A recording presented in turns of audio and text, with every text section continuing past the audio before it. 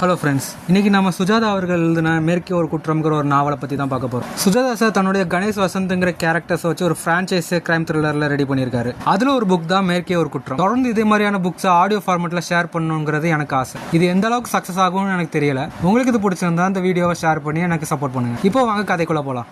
Your honour, இந்த ஆள் அனாவசியமாக போய் சொல்கிறார். இவர் சாட்சியம் முழுமையுமே நம்பக்கூடியதல்ல. சம்பவம் நடந்த தினத்தன்று இவர் ஊரிலேயே இல்லை என்று ஸ்தாபிதமாகிவிட்டது. அப்ஜெக்ஷன். கணேஷ் எதிர்த்தரப்பு வக்கீலை முறைத்தான். அப்ஜெக்ஷன். ரங்காச்சாரி என்று பெயர் வைக்க வேண்டும். நீதிபதியை பார்த்தான். அவர் கடிகாரத்தை பார்த்தார். மிஸ்டர் கோபாலாச்சாரி, உங்கள் மறுப்பை மதியானம் சொல்லுங்கள். The court is urgent. 2 மணிக்கு மறுபடியும் கூடலாம். இழுபறிட அந்த கேஸ் என்றான் வசந்திரம். பேசாம காம்ப்ரமைஸ் பண்ணிடலாம் பாஸ். ஆச்சாரியாருக்கு ஒரு வடை வாங்கி கொடுத்தா நம்ம கட்சிக்கு வந்துடுவார் என்றார் வசந்த். சே, ஆச்சாரியாரை விடுவார். பூசாம எல்லாரும் பொய் சொல்றாங்க வசந்த். அதான் எனக்கு பிடிக்கல. இந்த கோர்ட்ல ஒவ்வொரு செங்கலும் பொய் எதிரொலிச்சு. ஹலோ, அது யாரு? பார்வையாளர்களின் பக்கத்தில் தனியாக உட்கார்ந்து அவர்கள் இருவரையும் நேராக பார்த்து கொண்டிருந்த அந்த பெண் எழுந்து அவர்களை நோக்கி நடந்து வந்தாள். கணேஷ் கிளம்ப வசந்த், கொஞ்சம் இருங்க பாஸ், பச்சி நம்மளை நோக்கி தான் வருது என்றான். அந்த பெண் அருகில் வர எஸ் என்றான் வசந்த். அவள் கண்களில் சற்று அச்சம் இருந்தது. மிஸ்டர் கணேஷ், உங்களை நான் தனியாக சந்திக்கணும். இந்த கேஸ் விஷயமாவா என்றான் கணேஷ். இல்லை, வேறு விஷயமா? கணேஷ் கை கடிகாரத்தை பார்த்தான். 1:05 என்றது எல்சிடி கடிகாரம். கேஸ் கட்டுகளை கொஞ்சம் படிக்க வேண்டும். பசி பிராணன் போகிறது. இந்த சமயத்தில் ஒரு புது பெண்ணின் விவகாரத்தை கேட்க விருப்பமாக இல்லை. சரி, சாயங்காலம் பார்க்கலாம். இப்போ எனக்கு அவகாசம் இல்லை. அந்த பெண்ணின் கண்களில் ஏமாற்றம் தெரிந்தது. அது வசந்தின் கண்களிலும் பிரதிபலித்தது. வசந்துக்கு பெண்கள் என்றால் ஒரு தனி அவசரம். ரொம்ப முக்கியமான விஷயம். எனக்கு என்ன செய்யறது, யாரை பார்க்கறதுனே தெரியல. உங்களை பற்றி கேள்விப்பட்டிருக்கேன். உங்கள் ஆஃபீஸ்க்கு போனேன். கோர்ட்டில் இருக்கதா சொன்னாங்க. இங்கே வந்துட்டேன். அப்போலேருந்து உங்களுக்காக காத்துட்டு இருக்கேன். மாட்டேன்னு சொல்லிடாதீங்க. ஒரு அரை மணி நேரம் போதும். மாட்டேன்னா சொன்னேன். சாயங்காலம் பேசலாம் தானே சொன்னேன். அதானே, அதுக்குள்ள அவசரமா உங்களுக்கு என்றான் வசந்த். நீங்க?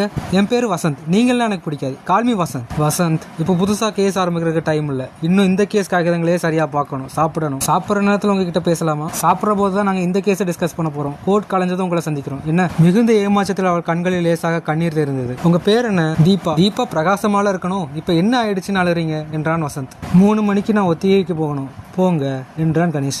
ஒத்திகையா? நீங்க நாடகத்தில் நடிக்கிறீங்களா? இல்ல, நாட்டியம் கலாராதனான ஒரு குரூப்ல இருக்கேன். இருங்க என்றான் கணேஷ். வந்துடுவோம். கேஸ் முடிஞ்சா நீங்க சந்திக்கலாம். கொஞ்சம் வெயிட் பண்ணீங்கன்னா சட்டு புட்டுன்னு முடிச்சுட்டு. வசந்த், இப்ப முடியாதா? சொல்லிட்டாரே. உங்களை ஒரு டான்ஸ்ல பார்த்தா ஞாபகம். வசந்த், இப்போ வரப்போறியா? இல்லையா? வந்துட்டேன் பாஸ்.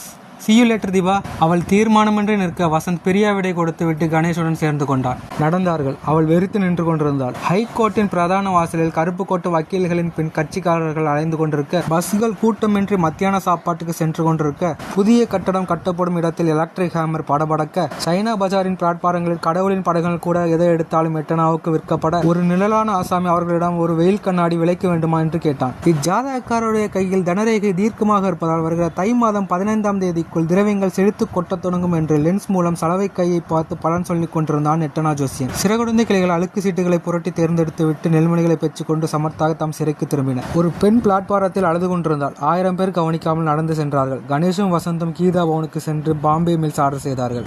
நீங்க சில சமயங்கள் ரொம்ப ஹார்ஷ் பாஸ் என்றான் வசந்த். ஒரு கேஸ் எடுத்துக்கிட்டா அதை உருப்படியா முடிச்சுட்டு அடுத்ததுக்கு தாவலாம். ஒரு வேளை டிவோர்ஸ் கேஸா இருக்குமோ? இல்ல, கல்யாணம் ஆயிருக்காது. கழுத்துல ஒன்றும் இல்லை. நான் கழுத்தை பார்க்கல பாஸ். கழுத்தை கீழே பார்த்துருப்பேன். இல்ல பாஸ், அவ கண்ணில் ஒரு அவசரமும் அச்சமும் இருந்தது. அதை பார்த்துக்கிட்டு இருந்தேன். எந்த அவசரமும் சாயங்காலம் வர தாமதிச்சே ஆகணும். இந்த கேஸ் போற போக்கு நல்லாவே இல்லை. கோர்ட்டை விட்டுக்கிட்டு இருக்கோம். ஃபைல் எடு. அதற்கு பின் அவர்கள் அந்த பெண்ணை மறந்து விட்டார்கள். கோர்ட்டுக்கு திரும்பி சென்ற போது அவள் இல்லை. கோபாலாச்சாரியார் மேலும் பொய்களை ஜோடித்திருந்தார். நீதிபதிக்கு அருகில் இருந்த டைப் எந்திரம் அவற்றை ஒன்று விடாமல் வாங்கி அடித்துக் கொண்டிருந்தது. பிரிட்டிஷ் காலத்து மின்விசிறி ஒன்று குய் குய் என்று சுற்றி கொண்டிருந்தது. கணேஷ் வாதாடும் வழக்கு அதன் 6வது வருடத்தில் இருந்தது. யார் ஜெயித்தாலும் தோற்ற கட்சி அப்பீல் செய்ய போகிறது. சுப்ரீம் கோர்ட் வரை அது நிச்சயம் செல்லும். வெளியே வானத்தில் ஒரு ஏரோப்ளேன் விரைந்து கொண்டிருக்க, நீதி ஒரு தேர் போல் மெல்ல மெல்ல நாட்களாக வருஷங்களாக நகர்ந்து கொண்டிருந்தது. 3:30 மணிக்கு கோர்ட் கலைந்து விட்டது. நீதிபதி கம்பராமாயணம் பற்றி பேச புரசை வாக்க போக வேண்டும். கணேஷும் வசந்தும் கணேஷும் சேம்பருக்கு வந்தார்கள். அந்த பெண் அங்கு காத்திருப்பாளோ என்று எதிர்பார்த்தான் வசந்த். கோச்சுக்கிட்டு போயிருப்பா என்றான். யாரு? தீபா. ஓ, அவளா? அவளை விடு. அந்த AAR 1971 எடு. ராமு 2 கோப்பைகளில் டீ கொண்டு வந்தான். கணேஷ் அருந்தி கொண்டே படித்தான். இல்ல பாஸ், அந்த பொண்ணு ஒரு மாதிரி பயந்திருந்தாப்புல இருந்தா. அவளே நம்மளை விட்டாலும் நீ அவளை விட மாட்டியா? அவளை தட்டி கழிச்சு தப்பு பண்ணிட்டோம்னு எனக்கு பச்சி சொல்லுது. ராமு, யாராவது ஒரு பொண்ணு வந்திருந்தாளா? வந்திருந்தாங்க. எப்ப? 1 மணி 1:30 மணி இருக்கும். அப்போல இருந்து காத்துக்கிட்டு இருந்தாங்க. சின்ன பொண்ணா? ஆமாங்க. அப்புறம் ஒரு ஆள் வந்தாரு. அந்த அம்மாவை கேட்டாரு, நீங்க யாருக்காக காத்திருக்கீங்கன்னு. கணேஷ் ஐயாவுக்காக. கணேஷ் ஐயா தான் அழைச்சிட்டு வர சொன்னாங்கன்னு சொல்லி டாக்ஸியில கூட்டிட்டு போயிட்டாரு. என்னடா வளர்ற 10 அடியில் கோட்டிருக்கு டாக்ஸியில் போனாங்களா? கணேஷையா வேற ஏதோ ஆஃபீஸில் அவங்களுக்காக காத்திருக்காருன்னு சொல்லி அழைச்சிட்டு போனாப்புல. சார் தான் இதுக்கு முன்னாடி அந்த ஆளை பார்த்துருக்கியா? இல்லைங்க, புது ஆள். கணேஷ் கண்ணும் இருந்தான். என்னடா அந்த பொண்ணு இங்கே வந்திருக்கா, ஒரு ஆள் நீங்கள் கூப்பிட்டு அனுப்பிச்சதா சொல்லி அவளை டாக்ஸியில் அழைச்சிட்டு போயிருக்கான். பாவங்க ரொம்ப நேரம் காத்துக்கிட்டு இருந்துச்சு. பயந்த மாதிரி அடிக்கடி அங்கேயும் இங்கேயும் பார்த்துக்கிட்டே இருந்துச்சு. பேப்பரில் கிறுக்கிக்கிட்டே இருந்துச்சு. மேஜை மேல் ஒரு காகிதத்தில் பால் பேனாவால் வட்டங்கள் வட்டங்களாக வரைந்திருந்தாள் தீபா. தீபா எங்கே? சம்திங் ஃபிஷி என்றான் வசந்த். வினோதமாக தான் இருக்கு வசந்த். அவ ஏதோ குழுவில் டான்ஸ் ஆடுற பொண்ணுன்னு சொன்னாலே. கலாராதனா ஞாபகம் இருக்கு. கலாராதனாவுக்கு டெலிஃபோன் செஞ்சு அவங்க வந்துட்டாளான்னு கேளு, வரலனா வீட்டு விலாசம் கேளு. வசந்த் அதற்குள் டைரக்டரை புரட்டி கலாராதனாவை தேடினான். ஹலோ கலாராதனா, மிஸ் தீபாவோட கொஞ்சம் பேசணும். வசந்த் சற்று நேரம் கவனித்தான். அவன் முகம் மாறியது. அவங்க விலாசம் இருக்குமா? கொஞ்சம் இருங்க, எழுதிக்கிறேன். தேங்க்ஸ். எழுதி கொண்டான். வைத்தான். ரிஹர்சலுக்கு வரவில்லையா? 3 மணியிலிருந்து காத்திருக்கிறார்களாம். விலாசம் கொடுத்தாங்க. கணேஷ் அந்த பெண் கிறுக்கி இருந்த காகிதங்களை பார்த்தான். வெற்று வட்டங்கள், ஒன்றுடன் ஒன்று தொட்டுக்கொண்டு குறுக்கிட்டு கொண்டு காத்திருக்கும் போது அவள் கைகள் தன்னை அறியாமல் வரைந்த வட்டங்கள்.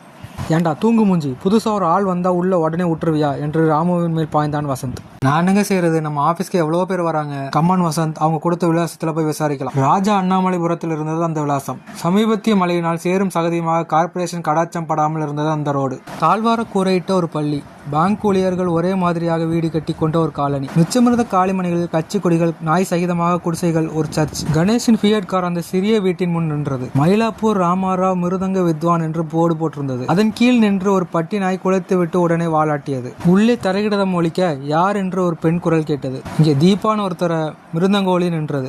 அவுட் ஹவுஸ் என்றது ஒரு ஆண் குரல். மயிலாப்பூர் ராமாராவாக இருக்க வேண்டும். அவர்கள் அவுட் ஹவுஸ் நோக்கி செல்ல மறுபடியும் திருகிடதம் தொடங்கியது. காம்பவுண்ட் சுவர், அடுத்த வீட்டு ஜன்னல் ஊடே டெலிவிஷனில் பாகிஸ்தான் கிரிக்கெட் தெரிந்தது. கதவை தட்டினான். மணியை பார்த்தான். 4:55. ஒரு 50 வயது அம்மாள் திறந்தாள். யாரு? தீபாவை பார்க்க வந்தோம். அவர் ரிஹர்சலுக்கு போயிருக்கா. வர நாளி ஆகும்.